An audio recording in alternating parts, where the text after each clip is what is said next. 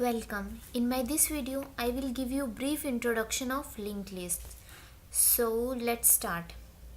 It is a dynamic data structure which can grow in size at runtime.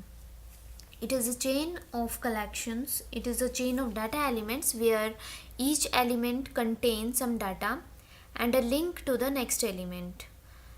And the elements are called nodes, and this data structure is also known as self-referential data structure.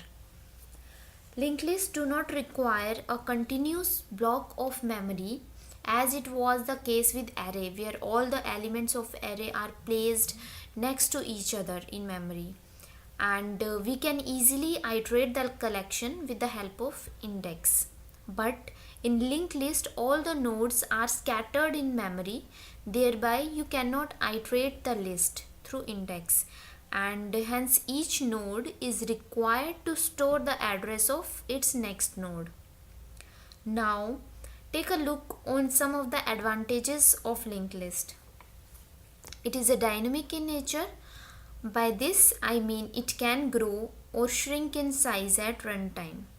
There is no need to define size, and elements can be easily added or deleted from within the middle of the list, or you can say insertion and deletions are quite easy in linked list, as you already know that in case of array, when we add or delete an element we have to do shifting of other elements, right?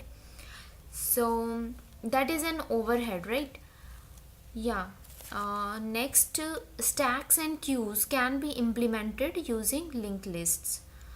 So now I have discussed the advantages. It have some disadvantages also, like it uses more memory than arrays because it have to store the address of the next node, which is done with the help of pointers.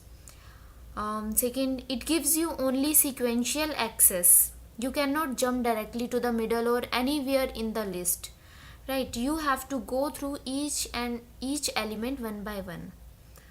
And last, as the nodes are incontinuous or incontiguous located in memory, therefore the time required to access elements is more. Now take a look on the structure of a node.